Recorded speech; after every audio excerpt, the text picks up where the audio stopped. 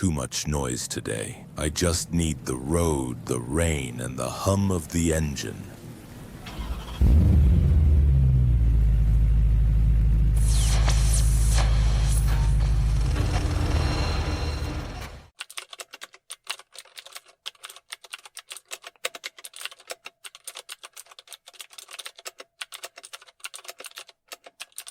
Have you ever felt like there's a part of you don't really understand?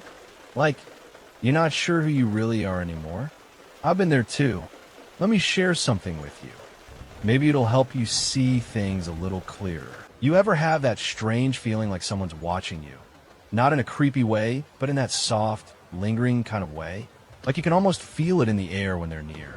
Not because they say anything, but because their presence says everything.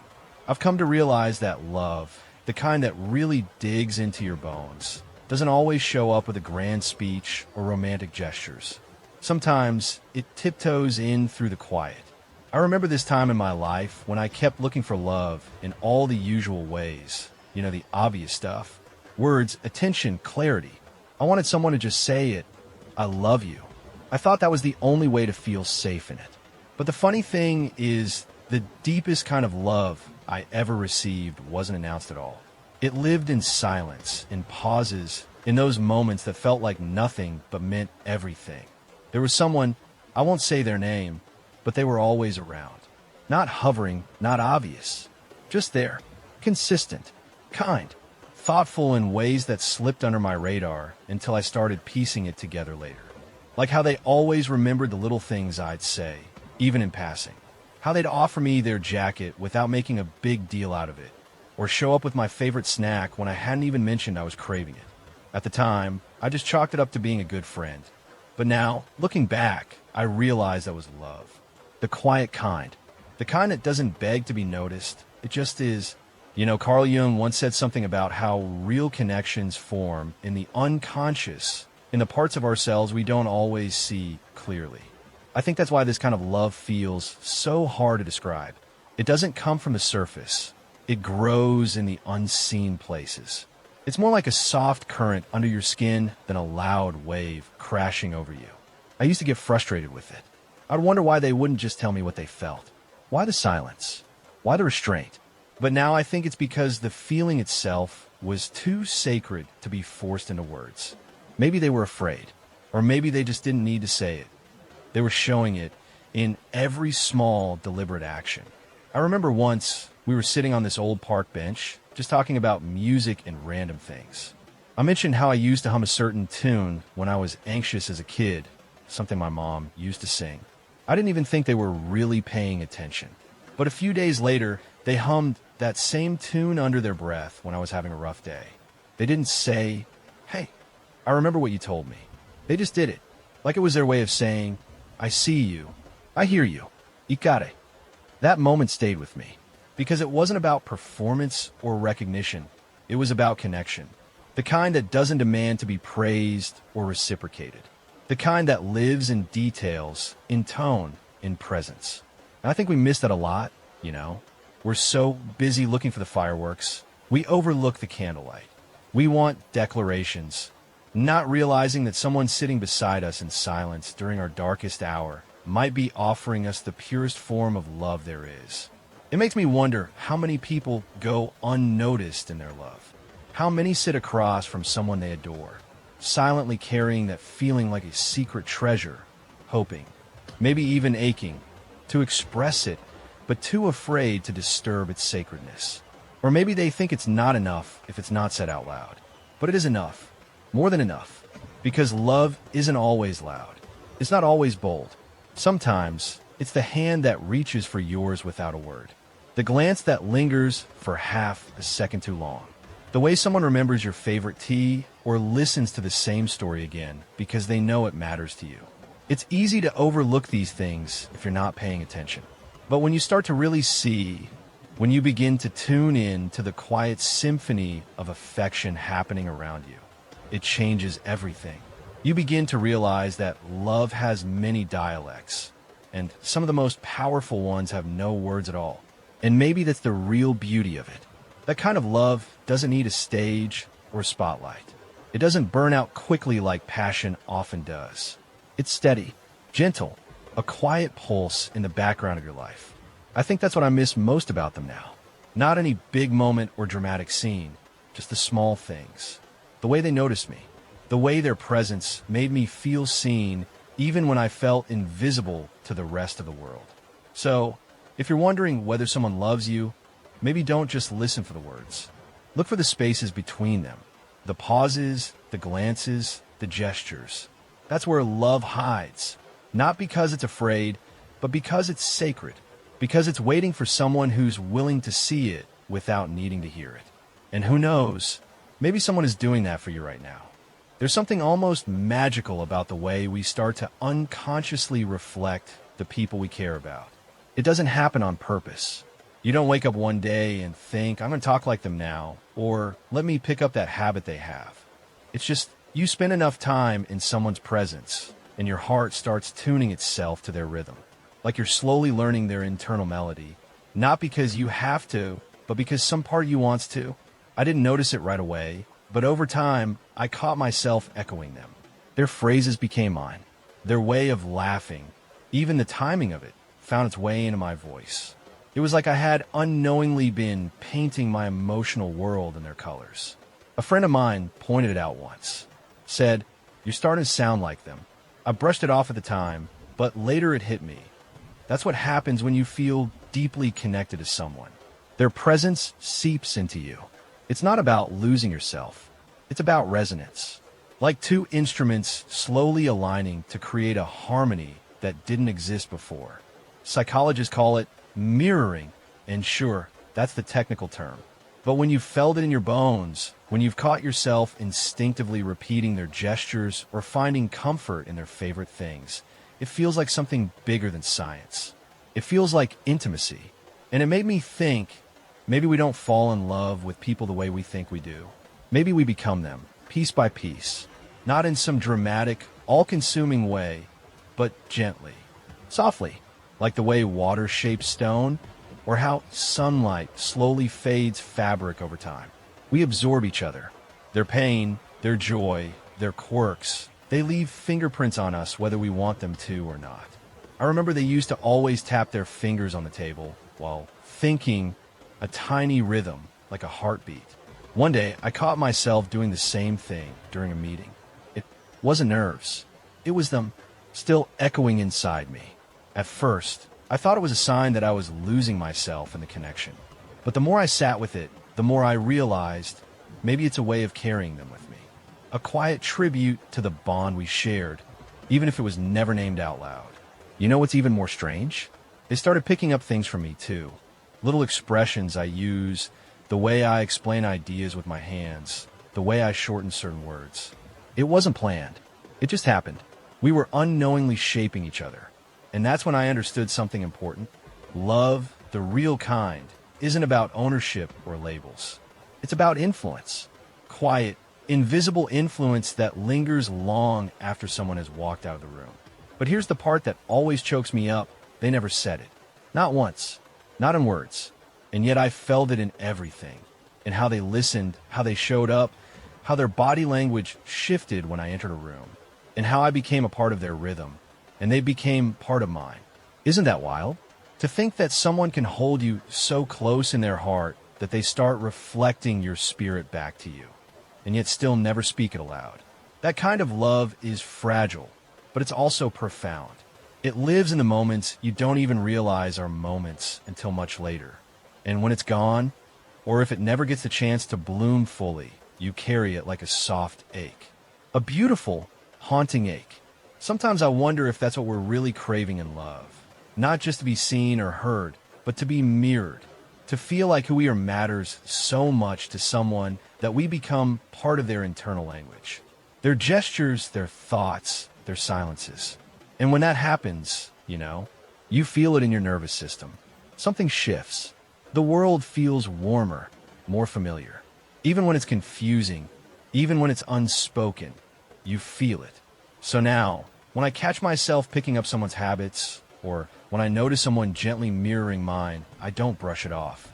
I pay attention, because maybe that's love showing up in its quietest, most honest form. Not demanding anything, not announcing itself, just being.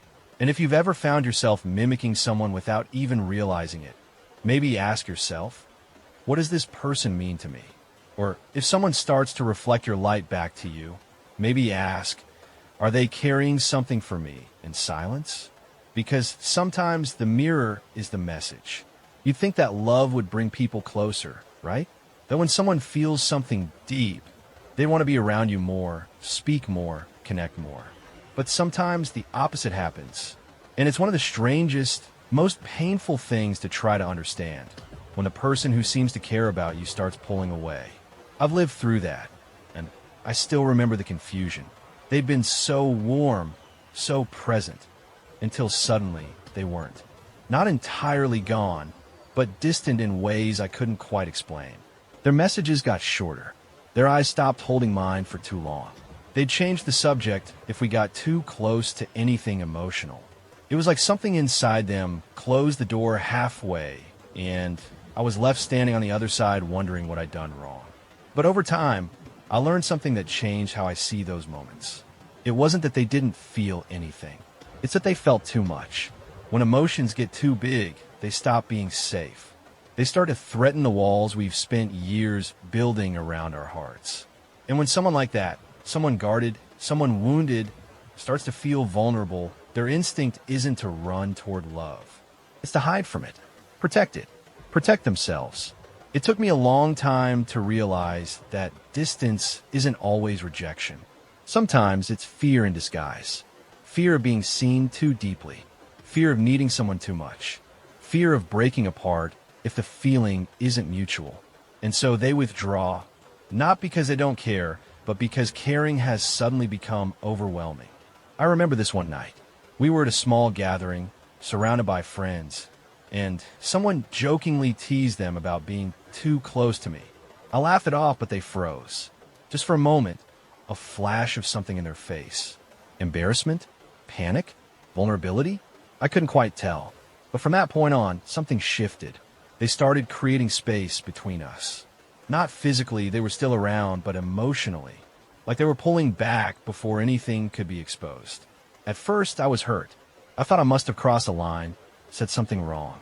But eventually, I saw it for what it was, a defense mechanism. They weren't running from me. They were running from what they were starting to feel. It's like how we shield our eyes from a blinding light. Love, when it's real and intense, can be just as blinding, especially when you're not ready for it, especially if you've been hurt before. And sometimes, to the person experiencing those overwhelming emotions, retreat feels like the only safe move. Carl Jung once talked about how the shadow, the parts of ourselves we reject or fear, often gets projected onto others. And I think that's what was happening. Maybe I represented something to them that they weren't ready to face within themselves. Vulnerability, need, desire, hope, all the things that make us feel alive and scared at the same time. I've started to see those moments of retreat not as signs of indifference, but as signs of depth. Because people don't hide from what they don't care about. They don't avoid what's meaningless to them. It's only when something matters that we start to get scared of it. So now, when I see someone pull away after showing me glimpses of closeness, I try to soften instead of harden. I remind myself that love doesn't always walk in a straight line. Sometimes it needs room to breathe. Sometimes the very act of stepping back is an unconscious plea. Please don't make me say it. Please don't make me feel all of this at once. Please just let me figure out what to do with this storm inside me. It's heartbreaking, but it's human. And if you've ever been on the receiving end of that distance, I hope you'll remember this. It's not always about you. Sometimes it's about everything that person has been carrying, everything they've been trying to keep hidden, even from themselves. You just happen to touch a place so tender they didn't know how to hold it. That doesn't mean you should wait forever. It doesn't mean you owe them your heart without reciprocation. But maybe, just maybe, it means you don't have to take their silence as proof that love isn't there. Because sometimes the deepest love is the one most afraid to be seen. There's a kind of love that hides behind laughter. It sounds strange, I know. Love and humor don't usually sit side by side in our minds. But I've seen it, I've felt it. When someone cares deeply but doesn't quite know how to handle the depth of it, they turn it into a joke. They tease you, give you nicknames, poke fun at you in that playful, familiar way. It's not to mock, it's to mask. Because it's safer to laugh than to say the thing that might break you open. This was one of the hardest things for me to understand. For a long time, I thought, if someone jokes around all the time, they can't be serious about me. But looking back now, I see how wrong I was. Sometimes, the person who's laughing the most around you is the one who's feeling the most and hiding it the hardest. There was this period when things between us felt like a game, but not in a bad way. More like this ongoing dance of words and gestures. They'd tease me about the way I hold my coffee mug, or how I always over-explain things.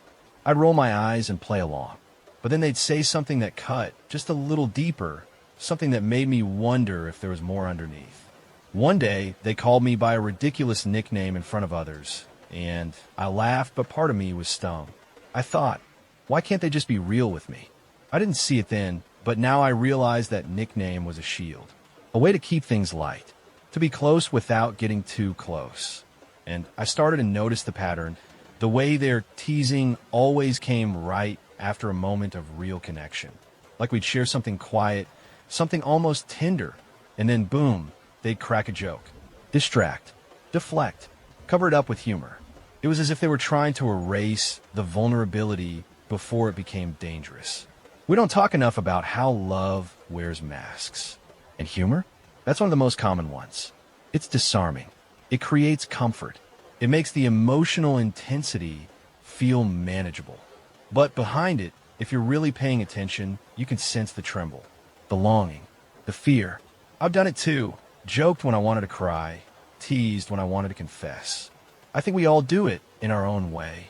Because being earnest, being open, it's terrifying. What if the other person doesn't feel the same? What if we ruin the friendship? What if we expose a part of ourselves that we can't take back? So instead, we play. We banter. We build a fortress out of laughter. But here's what I've learned. If someone is constantly creating little moments of connection through humor, seeking you out, lighting up around you, inventing excuses to engage, that's not nothing. That's not just friendly energy. That's love looking for a way in without breaking anything on its way through. And you can feel it, can't you? That strange pull beneath the surface. You laugh, but your heart aches. You smile, but you're waiting, just waiting, for the moment they finally drop the mask. Sometimes they do, sometimes they don't.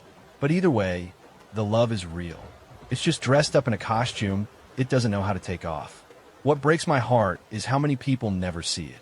How many never realize that the constant teasing, the playful eye contact, the shared jokes, they're all love notes written in invisible ink.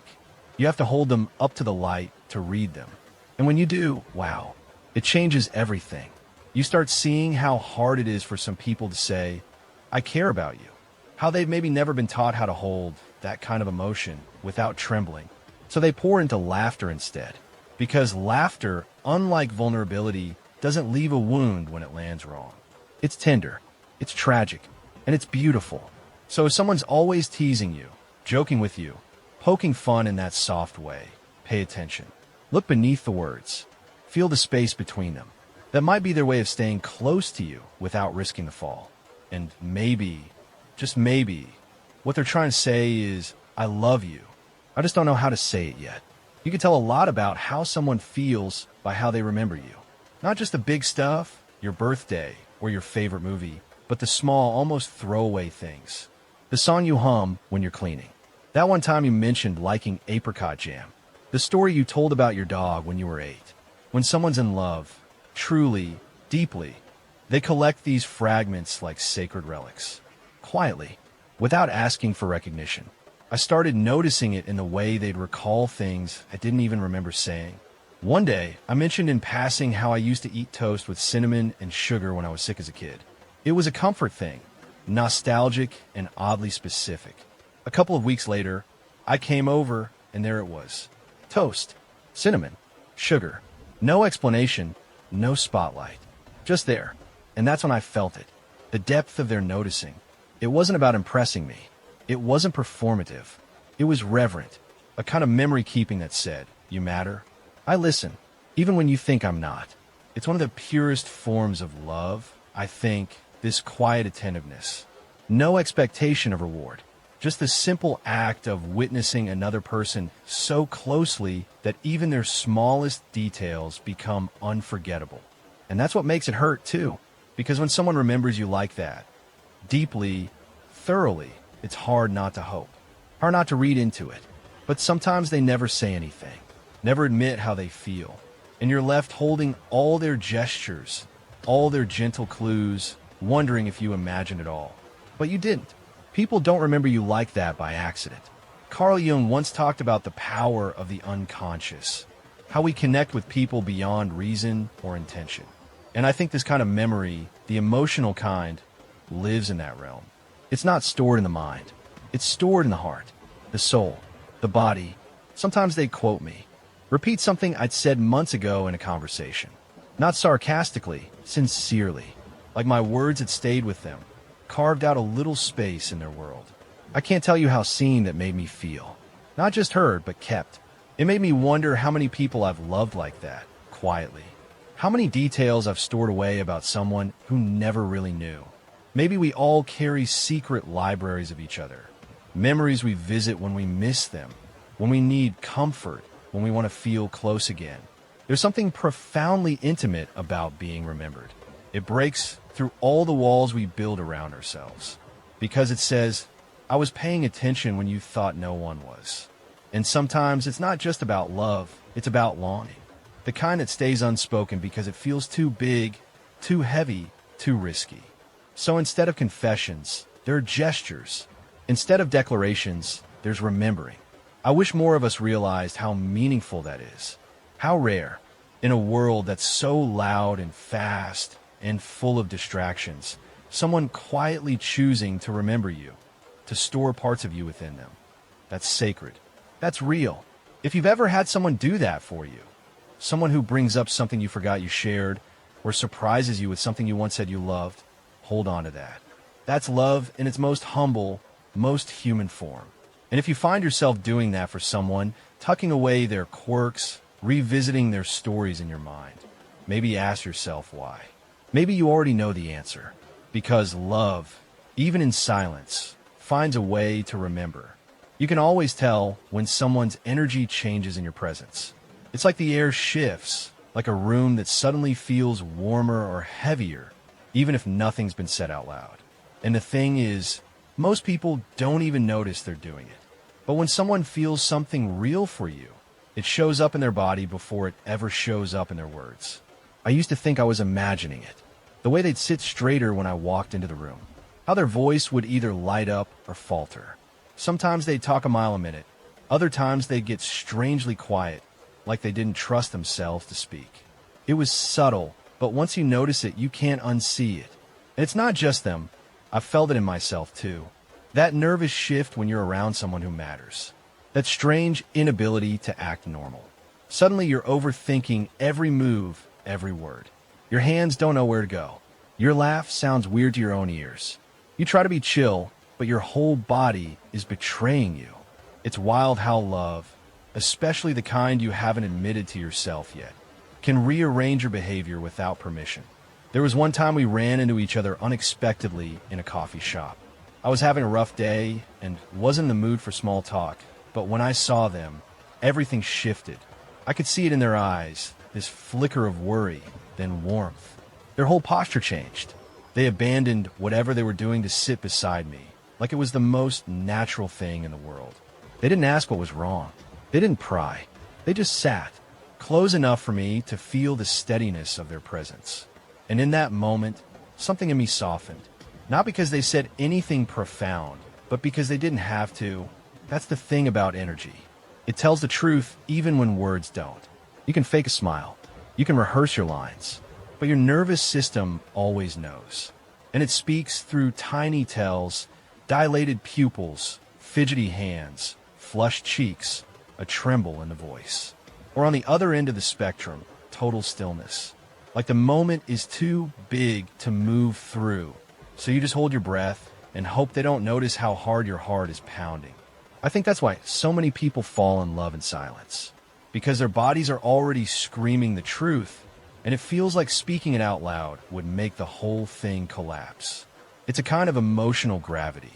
You find yourself pulled toward someone, altering your own orbit just to be near them, but pretending like it's all coincidence. You show up at the same places, sit next to them when you could have sat anywhere else. You brush their arm and act like it meant nothing. But inside, everything is on fire. And it's not manipulation. It's not even conscious. It's instinct. The body always reaches for what it longs for, even when the mind says, stay cool. Don't go there. I saw it in them more times than I can count. How they'd light up when we made eye contact across a crowded space. How they'd go out of their way to offer help when they didn't have to. How they become suddenly awkward when the room got too quiet, like they didn't know what to do with all the unsaid things between us. And when I finally started to pay attention, I realized something. Love doesn't always make people braver. Sometimes it makes them more afraid, more careful, because the more you care, the more you have to lose. So if someone gets weird around you, not in a bad way, but in that endearing, clumsy, heartful kind of way, don't dismiss it. That might be their heart showing up before their words do. That might be love, raw and unfiltered, finding its way into the space between you. And if you're the one who changes around someone, if you find yourself stumbling or glowing or feeling completely disoriented in their presence, maybe don't fight it so hard. Maybe that's not something to hide. Maybe that's your truth asking to be seen. Because love, whether spoken or not, always leaves a trace. In the way we move, in the way we breathe, in the way we forget how to be ourselves, because suddenly being around them makes us want to be something more. There's a kind of love that doesn't ask to be named. It doesn't demand attention or chase after grand gestures. It simply lives, quiet and consistent, in the background of someone's life. A kind of love that shows up not with roses or speeches, but with a blanket when you're cold. A text at the exact moment you didn't realize you needed one. A silent understanding that doesn't need explanation. That's the love I've come to respect the most. They used to care for me in ways I didn't fully recognize at the time. I was always looking for some big reveal, some confession. But instead, I got moments. A hand on my shoulder when I was too tired to speak. A ride home on a rainy night. An extra cup of coffee on my desk before a hard meeting. Things that seemed small until I realized how deeply they meant I see you. I've got you. I care. It's that invisible kind of protection. Like someone building shelter around you without ever drawing attention to the fact that they're doing it. And the truth is, not everyone knows how to say I love you out loud. Some people only know how to express it through action, through service, through presence. Their love speaks in a different language, one of patience, attunement, and quiet effort. I remember one night I looked exhausted, not just physically, but emotionally. I was going through something personal, but I hadn't told anyone. And somehow they just knew. They didn't ask questions. They didn't try to fix it. They just sat beside me, wordless, brought me a glass of water, made sure my phone was charged, pulled a blanket over my shoulders before they left. It was such a simple moment, and yet I think about it all the time, because that's what real love feels like. It's not always loud. It's not always visible, but steady. It's safe. It sees you when you feel most invisible. Sometimes I think about how many people are carrying love like that inside them, quietly, courageously, with no guarantee it will ever be returned. No applause, no validation, just the deep desire to keep someone else warm, even if they're standing in the cold alone. And maybe you've been that person. Maybe you've loved someone in silence. Maybe you've been the one who showed up, who remembered, who listened. Maybe you never said it, but you lived it. If that's you, please know it mattered. Even if they didn't see it then. Even if they never said thank you. That kind of love leaves a mark on them and on you. It shapes you in the best ways. Or maybe someone's doing that for you right now, and you haven't noticed. Look closer. Feel the way they always seem to be there, even when it's inconvenient. Notice the little things they do that don't make sense unless you understand that they care. Really care. Because love, the kind that changes us, often shows up in the spaces where nothing is said, but everything is felt. I think we expect love to announce itself like a storm, but sometimes it's more like a steady rain, soft, constant, and healing. The kind of rain that makes everything grow, even if you don't see it happening right away. So wherever you are in your story, whether you're the one loving or being loved, I hope you learn to recognize it in its quietest forms. The gentle gestures, the remembering, the nervous laughter, the energy shifts, the stillness. I hope you learn to trust those things. Because some of the truest love stories are the ones that never needed to be spoken to be real. If this felt meaningful to you, it might mean something to someone else too. So hit like, leave a comment, or subscribe. That's how YouTube knows to share it with others. Maybe together, we can help someone see things a little differently.